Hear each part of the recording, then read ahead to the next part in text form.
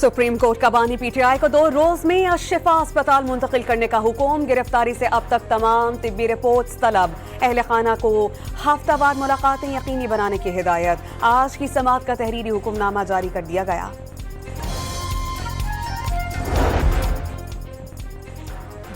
अमरीकी सदर Donald Trump ने कहा है कि ईरान के साथ कोई बातचीत चल रही है, ना ही शेड्यूल में है। आबनाए हुम्मत से तमाम बारूदी सुरंगें साफ करने का दावा।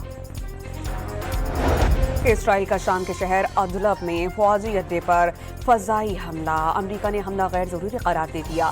शामी हुकूमत की जानिब से मसम्मत। पाकिस्तान पीपल्स पार्टी के वफ्द की चेयरमैन पीटीआई बैरिस्टर गौहर के घर पर आमद। वालिदा के इंतकाल पर ताज़ियत और इजहार अफसोस। और वजीर दिफा ने कल कौमी असम्बली में मक्का अमन मुआहिदे पर ब्रीफिंग की पेशकश कर दी। मुआहिदे पर जो चीजें सामने लाई जा सकती हैं उस पर ऐवान को ब्रीफ किया जाएगा।